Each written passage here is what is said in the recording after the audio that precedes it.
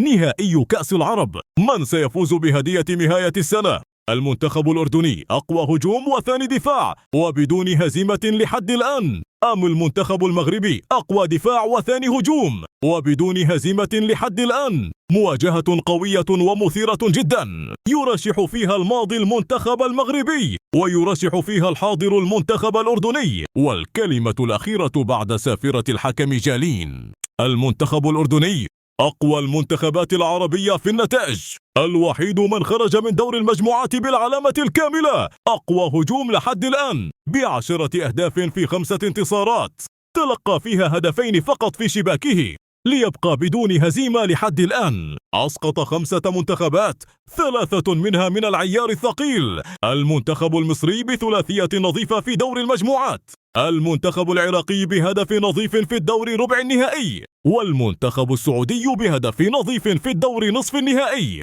المنتخب المغربي أقوى دفاع لحد الآن بهدف واحد فقط في تعادل و4 انتصارات، سجل فيها 8 أهداف، أقواها ثلاثية نظيفة في شباك الإمارات، ليبقى بدون هزيمة لحد الآن. تعادل مع المنتخب العماني وأسقط 4 منتخبات، 2 منها من العيار الثقيل، المنتخب السعودي بهدف نظيف في دور المجموعات، والمنتخب السوري بهدف نظيف في الدور ربع النهائي. والسؤال الذي يعيد نفسه مرة ثانية: هل تبقى الكأس العربية إفريقية لتنتقل من حامل اللقب العملاق الجزائري إلى الحالم باللقب العملاق المغربي، أم أن قوة ومفاجأة المنتخب الأردني تغير اتجاهها إلى الضفة الأخرى من الوطن العربي؟ الجواب هذا الخميس ابتداء من الساعة 5 مساء. متابعة ممتعة، نهائي كأس العرب، روعة روعة روعة، فرجة متعة وخلعة،